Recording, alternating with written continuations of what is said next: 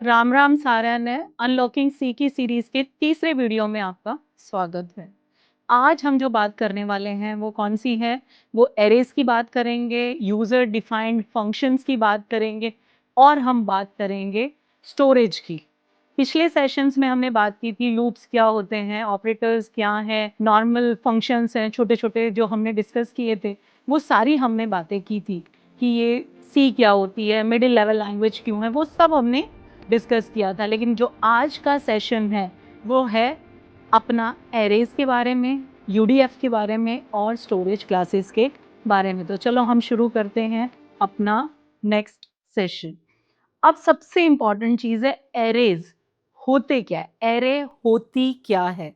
तो array basically कैसे होते हैं, जैसे अपने एमसीए सेमेस्टर 1 के हमने स्टूडेंट्स की लाइन बना दी, तो सारे स्टूडेंट हैं कौन सी क्लास के? सेमेस्टर 1 के। तो वो एरे किसकी बन जाएगी? सेमेस्टर 1 एमसीए एरे, जिसमें सेम टाइप के एलिमेंट्स, सेम जिसकी टाइप है, यानी कि जैसे इंटीजर है तो इंटीजर की एरे, कैरेक्टर है तो कैरेक्टर की एरे, तो वो एरे सेम एलिमेंट ही कैरी करेगी। तो an array is defined as a collection of similar type of data item stored at contiguous memory location, यानी कि लगातार continuous memory location में वो स्टोर होने वाली है। तो ये array क्या है? सिमिलर आइटम की collection, so that is called an array, वो कहलाती है array। तो आप क्या करेंगे कि जो भी लोकेशन पे है आप उस लोकेशन को रेफर कर सकते हैं उसकी स्टोरेज लोकेशन की तरह, जो हम इसी वीडियो में आगे डिस्कस करेंगे। अब एरे तो पता चल गया, तो एरे बेसिकली डेटा टाइप कौन कौन सी होती हैं? आपकी जो एरे है, यदि मैं प्रिमिटिव टाइप की बात करूं तो एरे इंटीजर की भी हो सकती है, कैर की भी हो सकती है, डबल की भी हो सकती है, फ्लोट की भी हो सकती है। और an array is also having a capability to store collection of derived data type, यानी हमारे पास दो डेटा टाइप थी, एक प्रिमिटिव डेटा टाइप और एक थी डिराइव्ड डेटा टाइप। तो आपकी एरे प्रिमिटिव डेटा टाइप की भी हो सकती हैं और आपकी जो एरे हैं वो डिराइव्ड डेटा टाइप्स की भी हो सकते हैं, यानी कि पॉइंटर या स्ट्रक्चर्स की भी हो सकती हैं। The array is the simplest data structure where each element can be randomly accessed by using its index number. तो जब भी हम एरे की बात करते हैं, तो यदि मैं कहती हूँ कि मान लिया जाए कि मेरे पास जो एरे है उसके अंदर 5 एलिमेंट हैं, 5 एलिमेंट्स इन माई एरे, तो यदि 5 एलिमेंट है तो उसका मुझे 0, 1, 2, 3, ये क्या है उसकी इंडेक्स वैल्यू। तो जो आपकी एरे है उसके आइटम आप किससे एक्सेस कर सकते हैं? उसकी इंडेक्स वैल्यू के साथ। तो 0 इंडेक्स पे जो वैल्यू होगी वो आ जाएगी। यदि मुझे 3 इंडेक्स चाहिए, थर्ड इंडेक्स वाली वैल्यू चाहिए, तो वो 3 से ले लेगी। तो ये क्या है? Index value. आप रैंडमली कोई भी एलिमेंट उस एरे का एक्सेस कर सकते हैं। आपको सिर्फ क्या याद रखनी है? आपको याद रखनी है उसकी इंडेक्स वैल्यू। तो कितना आसान है एरे को हैंडल करना। तो एरे क्या है? सिमिलर आइटम्स की कलेक्शन, जिसकी आइटम प्रिमिटिव डेटा टाइप भी हो सकती है और डिराइव डेटा टाइप भी हो सकती है। तो जब हम उसकी प्रॉपर्टीज क्या है? Each element of an array is of same data type, यानी मैंने बोला कि ये जो एरे है वो है इंटीजर, इंट A5। मैंने क्या बोला कि ये जो मेरी है एरे वो क्या है? इंटीजर की एरे है। तो इंटीजर की एरे है मतलब वो कितने, एक इंटीजर कितने बाइट्स लेता है? 4 बाइट्स लेता है। तो यदि इस एरे में कितने एलिमेंट्स होंगे? 5 एलिमेंट होंगे, तो पांचों की जो साइज होगी वो क्या होगी? 4 बाइट। तो ये चीज हमें याद रखनी है कि जब भी हम एरे जिस भी टाइप की डिफाइन करें उसका हर एलिमेंट, यदि वो मैंने एरे रखी है इंटीजर डेटा टाइप की, तो वो 4 बाइट लेती है। तो मान लिया जाए उसमें 10 एलिमेंट है, if that array is having, उसके अंदर 10 एलिमेंट है, तो वो कितने बाइट लेगा? 4 इंटू 10, यानी कि 40 बाइट्स। क्यों 40 बाइट्स लेगा? क्योंकि हर एलिमेंट क्या लेने वाला है? 4 बाइट। तो कितने लेगा टोटल? 40 बाइट, यदि वो एरे में 10 एलिमेंट हैं तो। और सबसे इम्पॉर्टेंट क्या है, सबसे इम्पॉर्टेंट क्या है कि आपके जितने भी एलिमेंट हैं वो कॉन्टिग्यूअस मेमोरी लोकेशन में स्टोर होते हैं। तो आपका जो, यदि इसकी मान लिया जाए एक पहले की मेमोरी लोकेशन 400 है तो अगले वाले की 401, 402, 403 एंड सो ऑन। यदि मेरे पास 5 एलिमेंट है तो वो यहाँ पे आपके 400, 401, 402, 403, 404 पे जाके स्टोर हो जाएंगे। मान लिया जाए आपने शुरू हुआ है मेमोरी लोकेशन 400 से, तो वो क्या करेंगे, आपके कॉन्टिग्यूअस मेमोरी में स्टोर होते रहेंगे। Elements of the array can be randomly accessed since we can calculate the address of each element of the array. तो यानी कि आप जैसे भी उसको रैंडमली एक्सेस कर, यानी कि मुझे थर्ड एलिमेंट चाहिए तो मुझे थर्ड मेमोरी लोकेशन को एक्सेस करना है। अभी मैंने बताया इंडेक्स वैल्यू से वैसे भी आप रैंडमली उसको एक्सेस कर सकते हो। तो एरे का सबसे अच्छी बात क्या है कि आपको यदि एक जैसे कई सारे एलिमेंट्स लेने हैं तो आपको अलग अलग डिफाइन नहीं करना है, आप एरे डिफाइन कीजिए जो सिमिलर डेटा एलिमेंट कंटेन करेगी। तो वो जो है इसको बोलते हैं हम एरे। फायदे क्या हैं आपको एरे यूज करने के? एक तो आपका कोड ऑप्टिमाइजेशन हो जाता है कि आपको लेस कोड लिखना पड़ता है। मुझे 50 एलिमेंट चाहिए तो मैं एरे का साइज 50 दे दूं। मुझे 100 एलिमेंट चाहिए एरे में और सारे इंटीजर टाइप के चाहिए तो मैं उसका साइज 100 दे दूं। तो मेरा कोड ऑप्टिमाइजेशन हो गया कि मुझे बार बार एक ही चीज बताने की आवश्यकता नहीं है। ईज ऑफ ट्रेवर्सिंग कितना आसान है, आप लूप देते जाएंगे, आपको 100 बार लूप चलाना है तो 100 एलिमेंट आ जाएंगे। वैसे मुझे 100 एलिमेंट देना है तो कितना मुश्किल है, लेकिन यहाँ पे मुझे ट्रेवर्स करना है तो मुझे सिर्फ क्या चाहिए, मुझे एक एरे चाहिए 100 एलिमेंट्स की यदि सारे इंटीजर हैं तो, और मुझे वो मैं किसी भी लूप से उसको चला सकती हूँ। यदि हमने लास्ट वीडियो में भी लूप्स की बात की थी, तो यदि मैं आपको बोलूँ int I equal to 0, I is less than, sorry, यदि मैं बात करूं लूप की तो मैंने चलाया फोर लूप। फोर लूप में मैंने दे दिया int I equal to 0, I is less than 100, I plus plus. अब मैं पूरी की पूरी एरे यहाँ पर इंडेक्स आई के साथ एक्सेस कर सकती हूँ। तो मुझे सिर्फ क्या, इतनी सी लाइन में यदि मेरे इसमें कितने 0 से लेके 99 एलिमेंट्स मेरे ट्रेवर्स हो जाएंगे तो कितना आसान है एलिमेंट को ट्रेवर्स करना। Ease of sorting, to sort the elements of an array we need a few lines of code only, बहुत आसानी से हो जाता है। Random access, we can access any element using only its index value.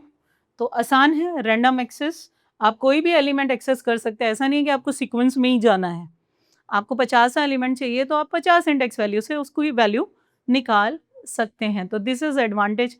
Disadvantage एक ही है इसका कि फिक्स्ड साइज है, आपको पहले से बताना पड़ेगा कि ये जो एरे आप ले रहे हैं इसका साइज क्या होने वाला है, तो आपको पहले से डिफाइन करना पड़ेगा साइज एरे का। So whatever size we have to define at the time of declaration, यही एक उसका लिमिटेशन है या डिसएडवांटेज कह लो कि हमें पहले से डिक्लेयर करने की आवश्यकता पड़ती है। तो एरे क्या है, सिमिलर आइटम की, सिमिलर डेटा आइटम की कलेक्शन इज कॉल्ड एरे। अब हम बात करेंगे हमारी जो एरे है वो 1 डायमेंशनल भी हो सकती है, 2 डायमेंशनल भी हो सकती है, मल्टी डायमेंशनल भी हो सकती है। तो अब हम पहले बात करेंगे 1 डायमेंशनल एरे की। अभी हमने बात की कि जो आपकी एरे है वो कैसे आपकी, ये आपकी एरे है तो इंडेक्स क्या है 0 1 2 3 4 5 6 7 8 11, यानी कि ये टोटल मेरे कितने हैं 12 एलिमेंट हैं मेरे। सो 1 dimensional array is an array that has only one subscript specification that is needed to specify a particular element of an array। तो contiguous memory location आप यहाँ देख सकते हैं 200, 204, 208, 212, 216। क्यों? क्योंकि ये मेरी जो एरे है वो इंटीजर की है, इंटीजर है मतलब 4 बाइट, तो 200 पे ही है तो 204, 208, 212, 216, 220, 4 ऐड होता चला जाएगा। क्योंकि इसके अंदर मेरे पास टोटल कितने एलिमेंट हैं, टोटल एलिमेंट यहाँ पे मेरे पास कितने 0 से 11 जा रहा है, यानी कि मेरे पास एलिमेंट कितने 12, 1 2 3 4 5 6 7 8 9 10 11 12। तो टोटल मेरे कितने रहेंगे, मैं कहाँ तक जा रही हूँ, 248 तक जाऊँगी। तो यानी कि आपने ये 244 से शुरू हुआ तो कहाँ तक जाएगा, 248 तक, 4 बाइट है। तो सबसे इम्पोर्टेंट क्या बात है, वन डायमेंशनल एरे आपका ये सीक्वेंस में जाएगा, ये उसकी इंडेक्स वैल्यू है और ये है उसकी क्वांटिटी। यानी कि आप यदि 200 की मेमोरी से शुरू कर रहे हो तो 4 4 4 4 आप ऐड करते चले जाइए, क्योंकि 4 बाइट है और हर एलिमेंट 4 बाइट ही लेगा। तो ये मेरी क्या कहलाती है, वन डायमेंशनल एरे जिसमें एक ही इंडेक्स है हमारे पास। So index value is single, 0। जब मल्टी डायमेंशनल होगी तो हमारे पास इंडेक्स वैल्यू क्या आ जाएंगी, 2। अब कैसे डिक्लेयर करते हैं एरे को, जैसे यहाँ पे इंट मार्क्स 5। तो मार्क्स क्या है, marks is an array, array का नाम क्या है, मार्क्स। साइज क्या है, साइज क्या है, 5। और किस टाइप की है, डेटा टाइप क्या है, इंटीजर। तो यदि मुझे एरे डिफाइन करनी है सी के अंदर, तो मेरे पास क्या है, डेटा टाइप कि उसकी डेटा टाइप क्या है, यहाँ पे इंटीजर।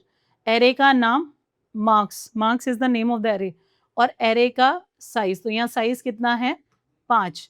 तो आपको जब भी एरे डिक्लेयर करनी है, वो कैसे डिक्लेयर करेंगे, पहले उसकी डेटा टाइप देंगे, फिर उसका नाम देंगे, और फिर आप स्क्वायर ब्रैकेट के अंदर उसका साइज देंगे। तो इस ये क्या है, syntax of declaring a one dimensional array.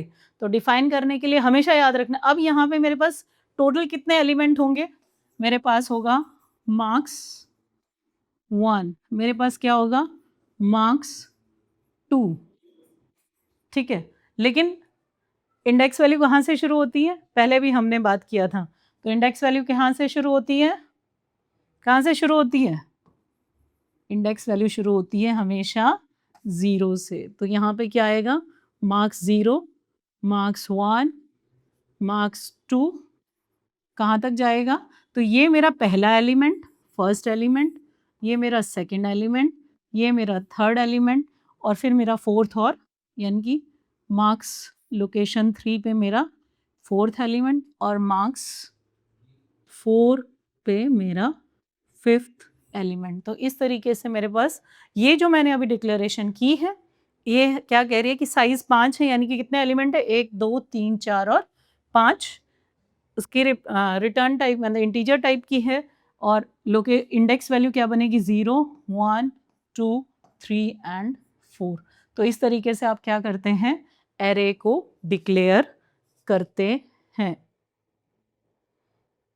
Access कैसे करते हैं, you can access element of an array by indices, यानी कि उसकी इंडेक्स वैल्यू से आप उसको एक्सेस कर सकते हैं। Suppose you declared an array mark as below, the first element is mark 0, the second element is mark 1 and so on, जो मैंने अभी आपको समझाया कि आपका एलिमेंट कौन सी लोकेशन से शुरू होगा, 0 1 2। अब ये भी, ये क्या है, ये भी एक एरे है, डिक्लेयर किया है, एरे का नाम क्या है, मार्क।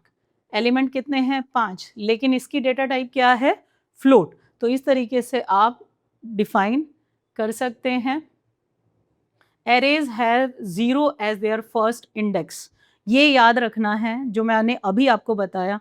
इंडेक्स हमेशा किसी भी एरे का वो कहाँ से शुरू होगा, 0 से। जैसे अभी हमने बात की थी, भले ही आपका साइज 5 था, लेकिन इंडेक्स वैल्यू क्या थी, 0 1 2 3 एंड 4।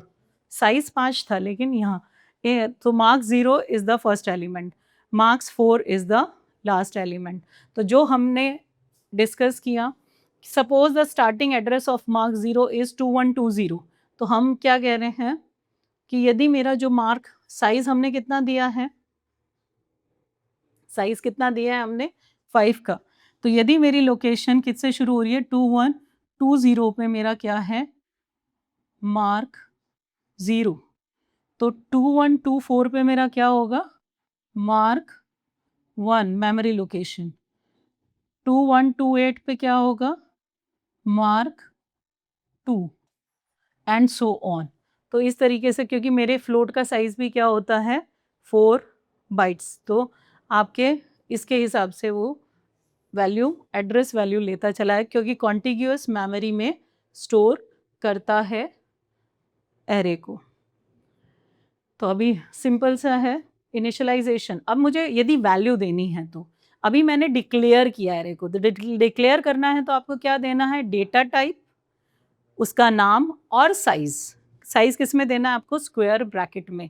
यदि मुझे उसकी वैल्यू इनिशियलाइज करनी है तो ये मैंने यहाँ तो इसको सिर्फ डिक्लेयर किया है, तो वैल्यू देनी है तो मार्क्स 0 में डाल दिया 80, मार्क्स 1 में डाल दिया 60, 2 में 70, 3 में 85 और 4 में 75। तो ये कहलाता है इनिशियलाइजेशन, कि मैंने हर इंडेक्स वैल्यू पे हर एलिमेंट को, क्योंकि ऑब्वियसली इसका साइज 5 है तो कितने एलिमेंट होंगे, 5।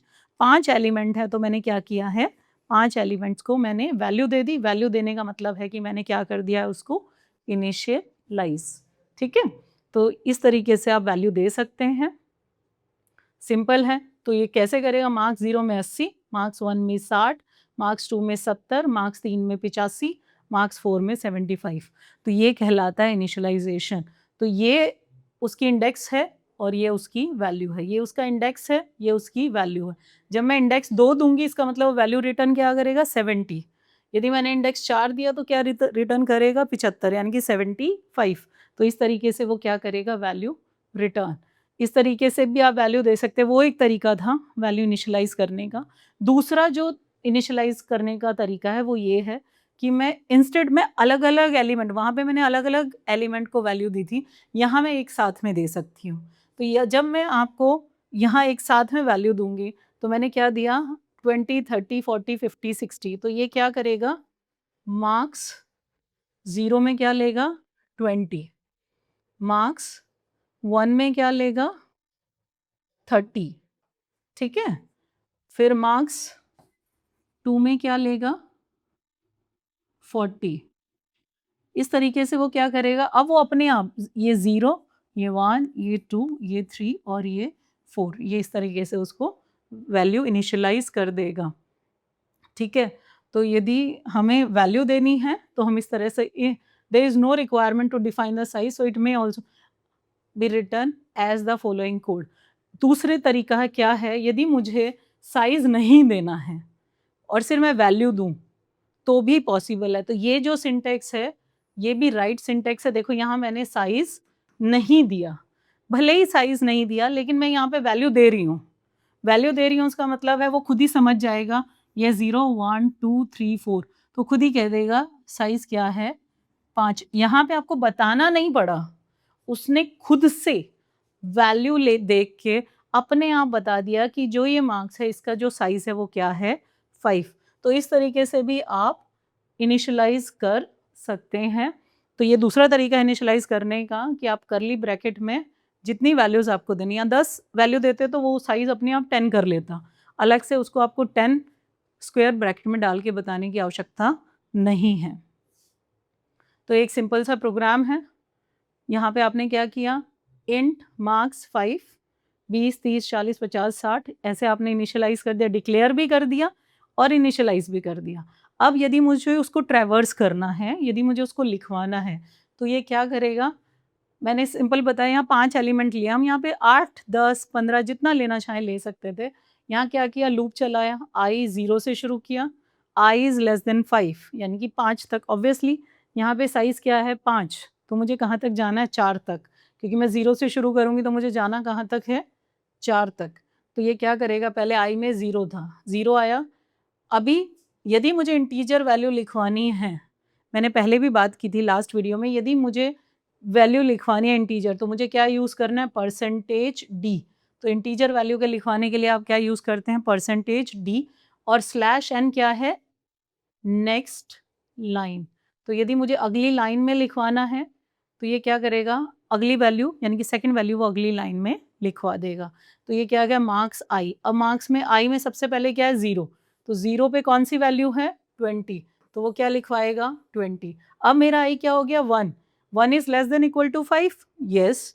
तो फिर से हम अंदर आए, क्योंकि स्लैश एन था वो अगली लाइन में जा चुका है, तो अभी वो फिर से लिखवाएगा कि परसेंटेज डी, यानी कि अब मेरा आई क्या है, 1, 1 में क्या वैल्यू है, 30, तो उसने लिखवा दिया 30। अब मेरा आई क्या हो गया, 2, तो मैं आ गई यहाँ पे, 2 is less than 5, yes, 3 is less than 5, yes, 4 is less than 5, yes, 5 is less than 5, no, तो वहाँ पे वो एग्जिट कर जाएगा। तो वैसे भी मेरे साइज 5 था तो मेरे पास एलिमेंट भी कितने थे, 5, तो छठा एलिमेंट तो वैसे भी मेरे पास नहीं है, तो यहाँ पे क्या आ जाएगा 40, 50 और 60। तो इस तरीके से आप एक सिंपल सा प्रोग्राम लिख सकते हैं। ठीक है, आउटपुट ये जो स्क्रीन है यहाँ पे आपको आउटपुट दिख रही है कि ये जो वैल्यू है ये मेरी 0 लोकेशन है, ये 0 है, ये 1 है, ये 2 है, ये 3 है और ये 4 है। तो इस तरीके से आपकी आउटपुट आ जाएगी। तो आप लूप यूज़ करते हैं यदि मुझे एरे को ट्रैवर्स करना है तो। पहले ही हमने बात की कि पूरी एरे को ट्रैवर्स करने के लिए आपको क्या चाहिए? आपको चाहिए लूप। ये दूसरा प्रोग्राम है। यहाँ पे आप क्या कर रहे हैं कि यदि मुझे एक नंबर एंटर किया मैंने, तो ये देखो आप, अभी मेरे पास इनिशियली एवरेज में, चलो हम इस प्रोग्राम को करते हैं। एवरेज क्या है? इंटीजर। ओके, वैल्यू क्या इनिशियलाइज की है? 0, यानी कि इनिशियली एवरेज 0 है, सम 0 है, एक्स में कुछ नहीं है। आपने यहाँ क्या डिफाइन किया? Num is an array. Num क्या है? एरे। कैसी एरे है? इंटीजर की। साइज कितना है? 4। 4 का साइज का मतलब क्या है? 0, 1, 2 एंड 3। ये उसकी क्या है? Index value. ठीक है, अब मेरा एक्स 0 से शुरू हुआ, एक्स कब तक जा रहा है? लेस देन 4, यानी कि मेरा जो एक्स है वो किसका काम कर रहा है? लूप का काम कर रहा है। तो एक्स क्या था? 0। Enter the number percentage D x plus 1। तो ये बेसिकली क्या करेगा? ये क्या कह रहा है कि नंबर एंटर करो, पहला नंबर एंटर करो। तो ये तो सिर्फ मेरा डिस्प्ले करने के लिए। तो आपको स्क्रीन पे क्या दिखाई देगा? Enter number. ठीक है, जो भी आप नंबर एंटर करोगे वो यहाँ पे परसेंटेज डी पे दिखाई देगा, एक्स प्लस 1। अब एक्स प्लस 1 का मतलब क्या है? 0 प्लस 1।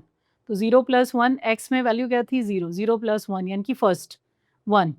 अब आपने वो क्या किया? स्कैन एफ किया। स्कैन एफ किया मतलब पढ़ने के लिए, तो उसने वो किस में पढ़ लिया? 0 में।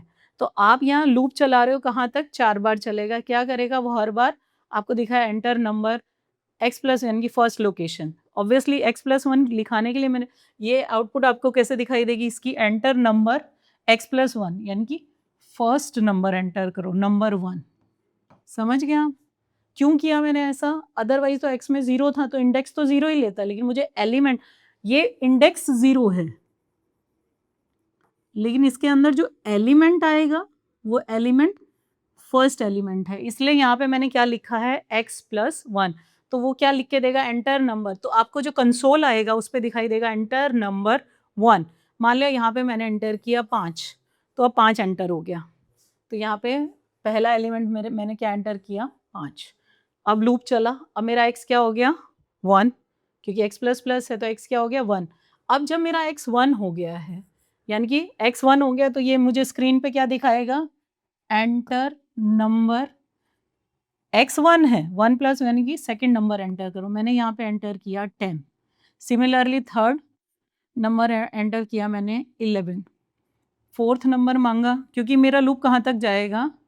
कहाँ तक जाएगा? 0, 1, 2, 3, 4, 4 बार चलेगा। तो फोर्थ एलिमेंट में मैंने क्या एंटर किया? मैंने किया एंटर 12। ये मैंने अभी ये जो लूप है ये सिर्फ क्या कर रहा है?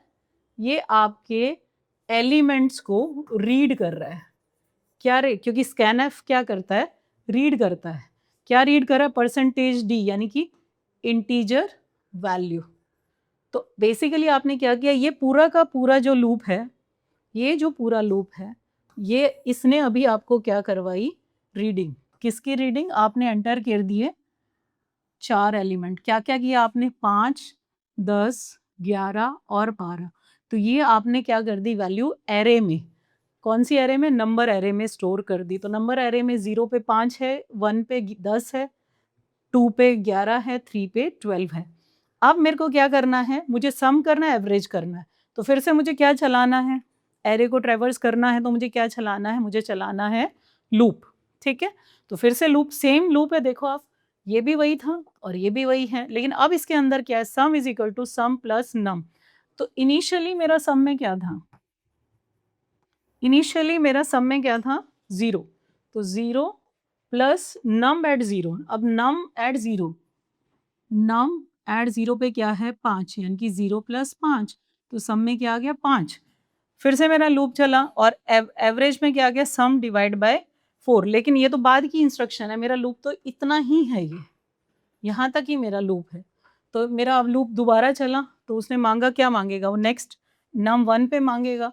तो 5 + 10 आ गया 15। फिर मेरा x फिर बढ़ा तो 2 पे आ गए। 2 पे आ गया मतलब सम प्लस 2 पे कौन सा एलिमेंट है 11 यानी कि 26। 26 + 12 तो क्या आ गया मेरे पास 38। तो जब मैं इस लूप से बाहर आऊंगी तो मेरा सम हो चुका होगा और सम में वैल्यू क्या आ चुकी होगी 38। अब एवरेज करना, average equal to sum divide by 4 यानी कि एवरेज में क्या आ जाएगा that is 38 divide by 4 that is 9.5। पर क्योंकि मैंने एवरेज क्या लिया है, क्या लिया एवरेज इंटीजर, तो ये सिर्फ क्या लेगा 9.5 नहीं लेगा। क्यों? क्योंकि ये फ्लोट नहीं है। यदि मैंने इसको यहाँ पे एवरेज को फ्लोट लिखा होता, फ्लोट एवरेज लिखा होता तो ये 9.5 लेता, लेकिन अभी ये 9.5 नहीं लेगा, मुझे दिखाएगा यहाँ पे 9। बल्कि यदि मैंने जो नंबर दिए उसकी एवरेज आ रही है 9.5 but it will display only 9। क्यों? क्योंकि मैंने उसको इंटीजर लिया है इसीलिए। तो इस तरीके से आप एरे को ट्रेवर्स कर सकते हैं। ये 1 डायमेंशनल एरे का एग्जाम्पल है। अब हम बात करेंगे 2 डायमेंशनल एरे की। तो 2 डायमेंशनल एरे बेसिकली क्या है, या मल्टी डायमेंशनल एरे, जहाँ पर हम रोज एंड कॉलम यानी कि यहाँ पे हमारे पास 2 डायमेंशन है। 2 डायमेंशन मीन्स अभी जो हम बात कर रहे थे, अभी तो हम एक स्क्वायर ब्रैकेट की बात कर रहे थे, अब हम यहाँ बात करने वाले हैं 2 स्क्वायर ब्रैकेट की। यानी कि मैं इसको ये बोलूँ तो ये आई वैल्यू और ये जे वैल्यू जो कि आपका मैट्रिक्स है। Matrix is an example of 2 dimensional array. अब मैट्रिक्स में क्या होता है, आपके रोज एंड कॉलम। तो बस वही आपके जो रोज एंड कॉलम है वो कॉम्बिनेशन बन के आपका क्या बनता है 2 डायमेंशनल एरे। तो जब भी आपको टेबल में डेटा स्टोर करना है तो आप क्या यूज़ करते हो, आप यूज़ करते हो 2 डायमेंशनल एरे आप यूज़ करते हो। अब कैसे डिक्लेयर करते हैं, डेटा टाइप जो हम पहले भी करते थे, उस एरे का नाम रोज एंड कॉलम, क्योंकि 2 डायमेंशनल एरे में आपको देने हैं रोज और कॉलम। तो जैसे यहाँ पे हमने क्या किया, इंटीजर की एरे है ये, 2 डायमेंशन है, रोज 4 हैं, कॉलम 3 है। तो जब मैं कह रही हूँ कि रोज 4 हैं तो रोज 4 यानी कि 1 2 3 और 4, और कॉलम 3 है यानी कि 1 2 एंड 3। तो मेरे पास कितने एलिमेंट हुए, एक एलिमेंट यहाँ आएगा, दूसरा एलिमेंट यहाँ आएगा, तीसरा यहाँ आएगा, चौथा, पांचवा, छठा, सातवां, आठवां, नौवां, 10वां, 11वां और 12वां। तो ये मेरी बनेगी क्या, यहाँ मेरे पास टोटल कितने एलिमेंट आए 12 एलिमेंट। क्यों 12 आए, क्योंकि रोज कितनी थी मेरी 4 और कॉलम कितने थे 3। तो 4 गुना 3 कितना हुआ 12। तो मेरे पास कितने एलिमेंट्स आए टोटल 12 एलिमेंट्स आए। क्यों? क्योंकि ये 2 डायमेंशनल एरे है जिसके अंदर रोज हैं और कॉलम है। तो सेम उसी तरह जैसे हमने 1 डायमेंशनल एरे इनिशियलाइज की थी, ये भी कर सकते हैं हम। इंटीजर, उसका नाम क्या है एरे का, एरे ARR नाम है, रोज 4 हैं, कॉलम 3 है। तो यहाँ पे वैल्यू कैसे जाएंगी, यहाँ पे यदि मैं इसी का मैट्रिक्स बनाऊं तो पहली रो में वैल्यू क्या है इसकी 1 2 और 3, दूसरी रो में वैल्यू क्या है 2 3 4, तीसरी रो में क्या है 3 4 5 4 5 6। तो ये मेरे टोटल, अब यहाँ से समझ में आ गया आपको, row 1 row 2 row 3 and row 4, column 1 column 2 column 3। तो 4 रो हैं और 3 कॉलम हैं। तो इस तरीके से आप 2 डायमेंशनल एरे इनिशियलाइज कर सकते हो। जैसे आप 1 डायमेंशन करते थे वैसे ही आप 2 डायमेंशन भी कर सकते हैं। सिंपल सा एग्जाम्पल है, आपको एलिमेंट एंटर करने हैं। तो ये देखो, आप ऑब्वियसली अभी हमने बार बार बात की है कि फॉर लूप चाहिए आपको, लूप के थ्रू ही आप एरे को ट्रेवर्स कर सकते हैं। तो 2 डायमेंशनल एरे के लिए भी आपको क्या यूज़ करने पड़ेंगे, लूप। लेकिन वहाँ पे 1 डायमेंशनल तो हमने एक लूप यूज़ किया था, अब 2 डायमेंशनल है तो हम कितने लूप यूज़ करेंगे, 2 लूप यूज़ करेंगे। तो यहाँ पे अब पढ़ने के लिए है एंटर A %D %D। तो ये आपको कैसा दिखाएगा, आपको ये इस तरीके से दिखाएगा, जब जब भी आप एंटर करोगे तो आपके पास आएगा, जैसे ये प्रोग्राम एग्जीक्यूट होगा आपको क्या बोले पूछेगा, वो आपको पूछेगा एंटर ए। अब एंटर ए। अब ए में क्या परसेंटेज डी, यानी कि आई और जे, यानी कि पहले रिप्रेजेंट कर रहे हो आप आई को। आई में इनिशियली क्या आया 0, ठीक है, और जे में क्या आया इनिशियली 0, तो पहले 0 0 एलिमेंट डालो। फिर नेक्स्ट जब लूप चलेगा, क्योंकि अभी आई तो वही रहने वाला है, पहले आपको जे का लूप निकालना पड़ेगा, तो एंटर ए 0 1, एंटर ए 0 2। जैसे ही आपका J3 हुआ, तो आप यहाँ से बाहर आ जाओगे। अब आपका J 1 से बढ़ गया है, तभी आपका I 1 से बढ़ेगा, तो फिर आप क्या करोगे एंटर। अब I आपका क्या हो गया 1 0, J फिर से 0 हो गया, एंटर। I आपका 1 है, J 1 हुआ, एंटर। तो ये कितनी बार चलेगा, क्योंकि मैंने यहाँ पे 3-3 का साइज़ दिया, तो मुझे कितने एलिमेंट एंटर करने रहेंगे, 9 एलिमेंट एंटर करने रहेंगे। तो अब मेरा ये 1 है, 2, अब मेरा J फिर से एग्ज़िट करेगा, तो ये लूप फिर से एग्ज़िट हुआ। फिर मेरा I क्या हो गया 2, तो अब मुझे क्या करना है एंटर A 2, J फिर से 0 हो गया, तो 0 1 और 2, तो मेरे पास कितने एलिमेंट आ गए 1 2 3 4 5 6 7 8 और 9। तो मेरे पास कितने, अब पहले मैंने 9 एलिमेंट एंटर किए और फिर वो 9 एलिमेंट मैं लिखवा रही हूँ। तो मान लो मैंने एंटर किया 56 10 30, अब आपको दिख ही रहा है ये I है और ये J है। तो पहले मेरा J का पूरा लूप खत्म होगा, फिर दोबारा से I चेंज होगा, फिर J का पूरा लूप खत्म होगा, फिर I चेंज होगा। तो यहाँ पे दिख रहा है 3 बार I 0 है, 3 बार I 1 है और 3 बार I 2 है। तो प्रिंट कराएँगे तो भी सेम वही लूप आपने चलाने हैं, सिर्फ़ ये नेक्स्ट लाइन में जाए, इसलिए हमने यहाँ पे बीच में लिख दिया /n। तो एक पूरी रो लिखवा देगा, फिर से /n करेगा, यानी कि अगली लाइन में जाओ फिर से। और ये जो /t है, ये टैब के लिए, जो ये स्पेस आपको यहाँ नज़र आ रहा है उसके लिए आप क्या यूज़ करते हैं, टैब यूज़ करते हैं, दैट इज़ /t। तो जब भी हम 2 डायमेंशनल एरे की बात करेंगे तो हमें क्या चाहिएंगे, हमें चाहिएंगे 2 लूप और total number of element rows into column, उतने आपके पास टोटल नंबर ऑफ एलिमेंट होंगे। अब सिंपल सा है ये कि आपके पास मैट्रिक्स 0 1 2 3, साइज़ क्या है मैट्रिक्स का 4 इंटू 3, यानी कि आपके पास टोटल कितने एलिमेंट होने चाहिए, 12 एलिमेंट होने चाहिए। तो लोकेशन रोज़ की क्या रहेगी, 4 रोज़ हैं, तो 1 2 3 4, 4 रोज़ होगी, 3 कॉलम है, 1 2 3। इंडेक्स वैल्यू हमेशा 0 से शुरू होती है, तो यहाँ पे भी कोई अलग बात नहीं, यहाँ पे भी 0 से शुरू होगी। तो 4 कॉलम है, 4 रोज़ हैं, तो 0 1 2 3 4, 3 कॉलम है तो 0 1 2। तो आप इस तरीके से, तो जो आपके एलिमेंट बनेंगे वो अभी हमने डिस्कस किया कि ये जो एलिमेंट, यदि मैं इसकी सिंपल रो की बात करूं, अब यहाँ पे दिख रहा है आपको 10 20 30 मैट्रिक्स 0, इनकी 0 लोकेशन पे ये हैं, 0 रो में ये हैं, फर्स्ट रो में ये हैं, सेकंड रो में ये हैं, थर्ड रो में ये हैं। तो अब ये मेरा क्या बन गया, आपका पूरा 2 डायमेंशनल मैट्रिक्स, और उसके अंदर आपने क्या दे दी, वैल्यूज़। तो इस तरीके से आपका जो 2 डायमेंशनल एरे है वो काम करता है। हमेशा ये आपका रोज़ हैं, ये आपका कॉलम है, तो रोज़ हमेशा पहले आती हैं, कॉलम हमेशा बाद में आता है। अब हम बात करेंगे, ये तो हो गई एरेज़ की बात। तो एरे समझना इसलिए ज़रूरी था, जब हम स्ट्रिंग की बात करेंगे, तो स्ट्रिंग बेसिकली बनती ही कैरेक्टर्स से हैं। तो कैरेक्टर की जो एरेज़ हैं, उसी से हमारी क्या बनेंगी, स्ट्रिंग बनेंगी। तो अब हम बात करेंगे स्ट्रिंग की। तो string basically a 1 dimensional and 2 dimensional character array. अब तक मैंने जितने भी आपको एग्ज़ाम्पल दिए, वो सारे इंटीजर एरे के थे, जहाँ पे आप इंटीजर वैल्यू स्टोर कर रहे थे और एरे का टाइप भी इंटीजर था। लेकिन अब हम बात करेंगे कैरेक्टर एरे की, क्योंकि जो आपकी स्ट्रिंग है, स्ट्रिंग क्या होती है, collection of character is called string.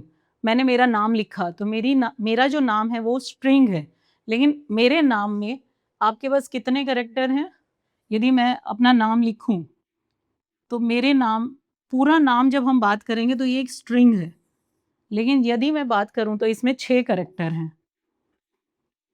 तो एरे किसकी है ये, 6 कैरेक्टर की। तो साइज़ कितना है 6। तो लोकेशन 0 1 2 3 4 एंड 5।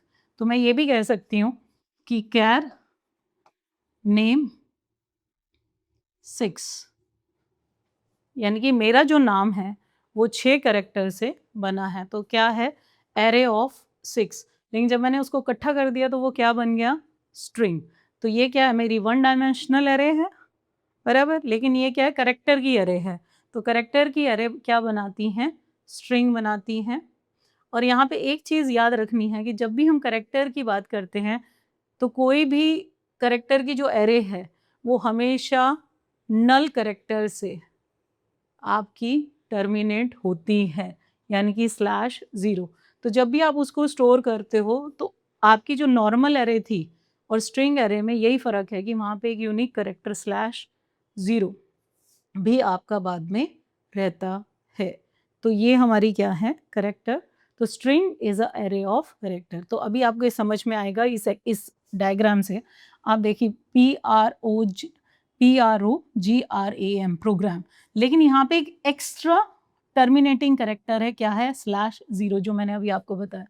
तो अभी जो मैंने एग्जाम्पल दिया कि मेरा नाम तो 6 का है, 6 कैरेक्टर्स का है, लेकिन उसके साथ मुझे एक एक्स्ट्रा करेक्टर रखना पड़ेगा जो टर्मिनेटिंग करेक्टर होगा, जो कि क्या है, /0।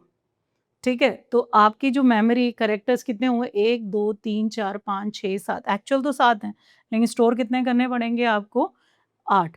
और हमारा जो करेक्टर है वो 1 बाइट लेता है। तो यहाँ पे 1000 है तो 1001, 1000। अभी हमने जब इंट की बात की थी तो वो 4 बाइट लेता था। तो हमारा एड्रेस भी ऐसा 200, 204, 208, 212, 216 ऐसे था। लेकिन अभी क्योंकि ये हमारा करेक्टर है जो कि 1 बाइट लेता है, तो वो कैसे जा रहा है, 1000, 1001, 2, 3, 4 कॉन्टिग्यूअस मेमोरी लोकेशन। तो ये क्या है, मेरी string. Program is a string. तो स्ट्रिंग तो मेरी क्या थी यहाँ पे, प्रोग्राम। लेकिन उसके सारे के सारे कैरेक्टर्स को मैं किसकी फॉर्म में लिख सकती हूँ, एरेज की फॉर्म में। तो string is a 1 dimensional array of character. अब यहाँ पे हम बात करें कैसे डिक्लेयर करेंगे, कैर, जो भी उसका नाम देना है और उसका साइज़। तो यदि मैं, अभी हमने बात की थी जब इंटीजर की भी बात कर रहे थे, कि यदि मैं सीधी वैल्यू दे रही हूँ, इनिशियलाइज़ कर रही हूँ, तो मैं साइज़ नहीं भी दूँगी तो चलेगा, वो अपने आप से। अब इसका साइज़ वो खुद ही ले लेगा, 1 2 3 4 5 6 7 8 9 10 और एक एक्स्ट्रा कैरेक्टर यानी कि 11, तो वो खुद ही उसका साइज़ 11 ले लेगा। सिमिलरली यहाँ पे भले ही मैंने इसको स्ट्रिंग को 50 साइज़ दिया है, लेकिन वैल्यू मैं इतनी दे रही हूँ, तो वो इतनी स्टोर करके बाकी को खाली रखेगा, बाकी आपकी ब्लैंक रहेंगी।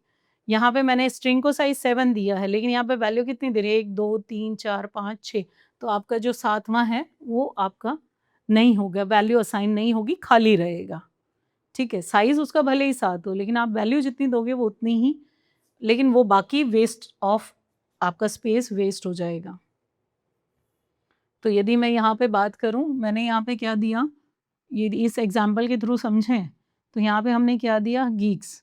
यहाँ पे /s, क्योंकि हमने क्या दिया है, string. /n means next line के लिए आपने स्ट्रिंग को पढ़ा। लेंथ, इनिशियली लेंथ में कुछ नहीं था, फिर आपने लेंथ डाल दी स्ट्रिंग की। Length of string is /d length. And अब वो लेंथ क्या रिटर्न कर रहा है, 1 2 3 4 5, तो लेंथ तो उसकी कितनी है, 5। तो आप डायरेक्टली str लेंथ मेथड से, क्योंकि आपका जो आपने ये जो इंक्लूड किया है स्ट्रिंग डॉट एच, इसके थ्रू आप ये वाला जो फंक्शन है आप उसको सीधा एक्सेस कर सकते हैं। तो लेंथ फाइंड आउट करनी थी, तो आपने क्या किया, str लेंथ, और उसमें पास की दिया str। तो इस तरीके से आप लेंथ भी फाइंड आउट कर सकते हैं। यहाँ पे आपने साइज़ नहीं दिया था, पर क्योंकि आपने डिफाइन किया तो उसने खुद ही साइज़ ले लिया। ठीक है। अब आप, जब हम इसकी बात करेंगे कि आपने स्ट्रिंग का साइज़ 50 दिया है, ये आपने स्ट्रिंग को पढ़ा और यहाँ लिखा, तो अभी यहाँ पे मैं क्या स्ट्रिंग दे रही हूँ उस पे डिपेंड करता है। तो array of string in C often referred as 2 dimensional array of character types, essentially an array of arrays of character. तो जब हम 2 डायमेंशनल की बात करेंगे तो वो एरे ऑफ कैरेक्टर्स ही है जो हम बात कर रहे हैं। We can use get to get the string data with white spaces. We can also use puts to print the string data. हम इस तरीके से भी कर सकते हैं scanf printf से, और हम get string, get s and put s भी यूज़ कर सकते हैं। अब इसका सिंटेक्स क्या है, मान लिया जाए मुझे 2 डायमेंशनल स्ट्रिंग देनी है, तो मुझे सिंपली क्या किया मैंने, आपकी जो एरे है वो तो कैर की ही बनेगी, स्ट्रिंग की नहीं बनेगी, लेकिन कैर किसकी है? रोज़, यानी कि 5 रोज़ और 10 कॉलम, ऐसे ही था वहाँ पे। लेकिन यहाँ पे आप साइज़ दे रहे हैं 5 एंड 10, तो ये क्या करेगा आपका जावा, वो स्टोर करेगा। कैसे स्टोर करेगा वो आपका? अब ये अब कैरेक्टर नहीं ले रहा है, अब ये पूरी की पूरी स्ट्रिंग ले रहा है। तो वो इस तरीके से क्या करेगा आपका, तो ये आपके रोज़ हैं, ये आपकी कॉलम है। तो इस तरीके से वो पूरी की पूरी वैल्यू स्टोर करेगा। तो 2 डायमेंशनल, यदि आपको पूरी स्ट्रिंग की ही चाहिए, तो आप इस तरीके से पूरी स्ट्रिंग की वैल्यू भी 2 डायमेंशन में दे सकते हैं। तो यहाँ पे जैसे हमने 3 रोज़ ली हैं, तो 1, 2, 3, 3 रोज़ हैं और ये हमने कॉलम का साइज़ रखा है ताकि सारी वैल्यू हमारी आ जाए। तो string array elements are already हमने दे दिए हैं, तो ये क्या करेगा, अलग-अलग लाइन में उसको प्रिंट करा देगा। तो string array elements are skills, slash n रखा है क्योंकि नेक्स्ट लाइन पे जाना है। सिमिलरली यहाँ भी स्लैश एन रखा है ताकि नेक्स्ट लाइन पे जाएँ। तो ये क्या प्रिंट करेगा, skill, skills and skill were, skill variable. तो ये आपका इस तरीके से राइट करेगा। अब हम बात करेंगे, यानी हमने बात की एरे की, हमने बात की स्ट्रिंग्स की, जो कि स्ट्रिंग कैरेक्टर की एरे ही है। आज हम अब जो बात करेंगे वो करेंगे यूडीएफ, यानी यूज़र डिफाइंड फंक्शंस की। अब फंक्शन होता क्या है? फंक्शन है कि एक पर्टिकुलर काम को करने के लिए आप एक ब्लॉक ऑफ कोड लिखते हैं, उस ब्लॉक ऑफ कोड को हम कहते हैं function. Actually the main is also a function, main हमारा फंक्शन ही है। हमारा एग्जीक्यूशन सी प्रोग्राम में मेन से ही स्टार्ट होता है, तो main is also a function. लेकिन यूज़र डिफाइंड मीन्स जो हम बनाएंगे, मेन तो ऑलरेडी डिफाइंड फंक्शन है, प्री डिफाइंड फंक्शन है। तो हम जो बनाएंगे वो जो फंक्शन है वो कहलाते हैं यूज़र डिफाइंड फंक्शन। तो सी हमें हेल्प करता है यूज़र डिफाइंड फंक्शन के लिए। कभी भी जब हम फंक्शन लिखते हैं, फंक्शन लिखने का मेन फ़ायदा क्या होता है कि हम रीयूज़ करना चाहते हैं अपने कोड को, इसलिए हम क्या लिखते हैं, फंक्शन। तो फंक्शन को समझना ज़रूरी है, एक पर्टिकुलर टास्क के लिए हम फंक्शन लिखते हैं। तो जब भी हम फंक्शन की ज़रूरत क्यों पड़ी? क्योंकि हमारे काम को ईज़ी कर देता है। आपका रिपिटिटिव टास्क आप नहीं करते, लाइन ऑफ कोड कितनी बार आप उसको कॉल करके, बुला के यूज़ कर सकते हैं और जितनी बार भी रीयूज़ करना चाहो, उतनी बार आप उसको रीयूज़ कर। अभी मैंने आपको बताया strlen, स्ट्रिंग लेंथ फंक्शन, वो ऑलरेडी स्ट्रिंग की हेडर फाइल में है, तो आप डायरेक्टली उसको यूज़ कर पा रहे हो। आपको उसके लिए पूरा लंबा कोड लिखने की आवश्यकता नहीं है क्योंकि वो बना बनाया फंक्शन है आपका सी के अंदर, तो आप डायरेक्टली यूज़ कर सकते हो। तो फ़ायदा क्या है? आपको प्रोग्राम को आसान बनाता है, आपको सीरीज़ ऑफ फंक्शन कॉल आराम से आप कितने भी line of code, 100 line of code का है तो बार-बार लिखने की आवश्यकता नहीं, सिर्फ़ उसका नाम लो, उसका काम हो जाएगा। और रीयूज़ेबिलिटी है, मल्टीपल प्रोग्राम्स में आप वही कोड यूज़ कर सकते हो। और क्या फ़ायदा है? Function can be used to protect data, this is related with the concept of local data. तो ये चौथा फ़ायदा है। 5वीं ज़रूरत क्या है कि बहुत सारे फंक्शंस आप लिखते हो, तो अपने काम को एक्चुअली आप डिवाइड कर सकते हो कि 5 फंक्शन तुम लिख दो, 5 तुम लिख दो, फिर आप कंबाइन करके उसको यूज़ कर लो। तो उससे क्या क आपका डिवाइड एंड वर्क वाला काम भी आप फंक्शंस के थ्रू कर सकते हैं। आपका वर्कलोड भी कम हो सकता है यदि आप फंक्शन यूज़ कर रहे हैं। तो जब भी आप फंक्शंस की बात करते हैं, तो क्या-क्या चाहिए आपको? कोई भी यूज़र 3 कंपोनेंट हैं, एक तो फंक्शन डिक्लेयर करना है, फिर फंक्शन डिफाइन करना है और फिर फंक्शन को कॉल करना है। यानी कि ये सीक्वेंस आपको मेंटेन करना पड़ेगा, declare, define and call. Call किए बिना कोई फंक्शन आता नहीं है, भले ही आपने 100 फंक्शन बनाए लेकिन आप उसको बुलाओगे नहीं अपने प्रोग्राम में, तो वो आएगा नहीं। यानी कि आपने मेन फंक्शन में उसको बुलाओगे नहीं तो वो आएगा भी नहीं। तो आपकी 3 चीज़ें आपको याद रखनी हैं, आपको फंक्शन को डिक्लेयर करना है, डिफाइन करना है और फिर उसको कॉल करना है। तो अब जब भी हम उसको डिक्लेयर करेंगे, तो सबसे इम्पोर्टेंट क्या है, उसकी रिटर्न टाइप। ये याद रखनी है हमें, रिटर्न टाइप। अब रिटर्न टाइप का मतलब क्या है, वो क्या रिटर्न करेगा? वो इंटीजर रिटर्न करेगा, वो फ्लोट रिटर्न करेगा, वो कैरेक्टर रिटर्न करेगा या वो कुछ भी रिटर्न नहीं करेगा। यदि वो कुछ भी रिटर्न नहीं करेगा तो आप क्या यूज़ कर सकते हैं, वॉइड यूज़ कर सकते हैं। फिर फंक्शन का नाम, जैसे यहाँ पे नाम सम दिया और फिर आपकी सबसे छोटी जो ब्रैकेट आपकी होती है उसमें आप जो भी आर्ग्यूमेंट उसमें पास करना चाहें, टाइप वही आर्ग्यूमेंट 1 इंटीजर है, फ्लोट है, कैर है, क्या है, ठीक है?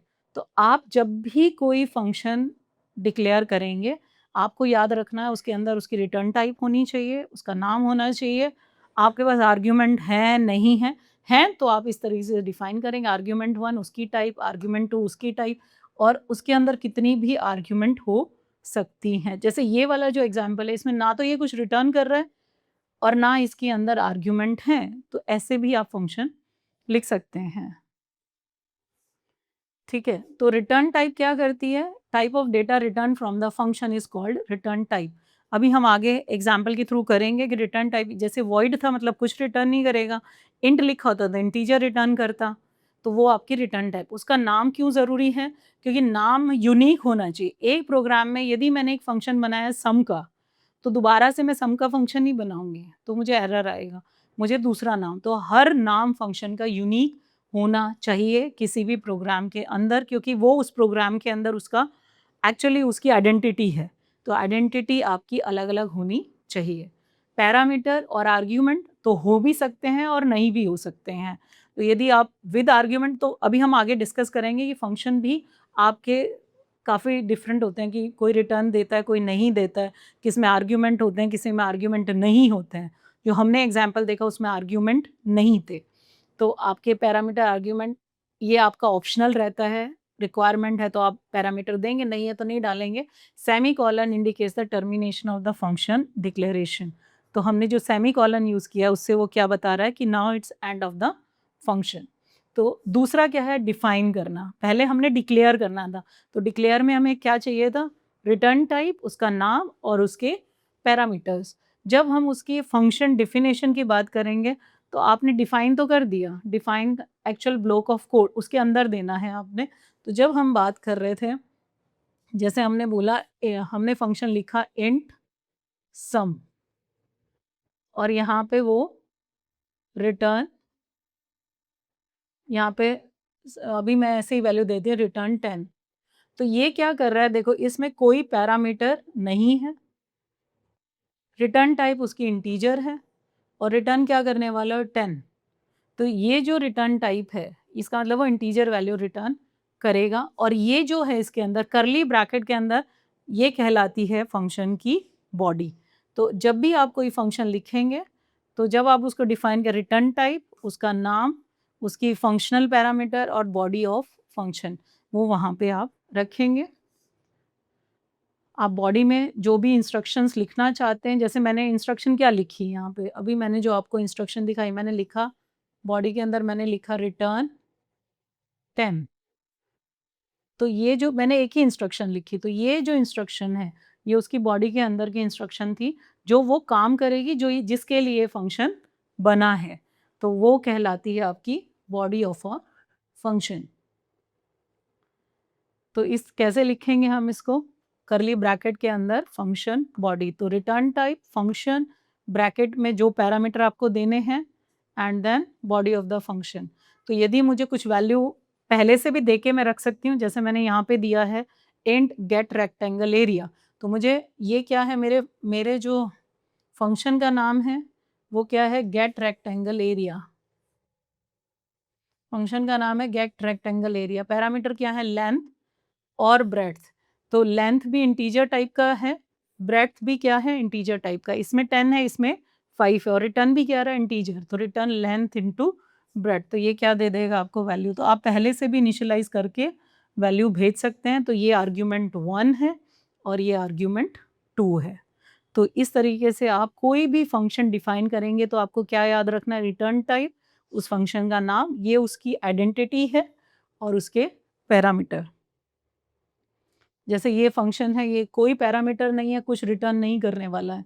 तो जो होगा, आपने लिखा ए में 5 दिया, बी में 10 दिया, सी को आपने खाली रखा, सी में आपने ए प्लस बी किया यानी कि 5 जमा 10 यानी कि 15 और यहाँ पे आपने लिखा addition of 5 and 10 is C यानी कि ए यानी कि 5, तो addition of 5 and 10 is percentage D यानी कि सी, सी में क्या आएगा? 15।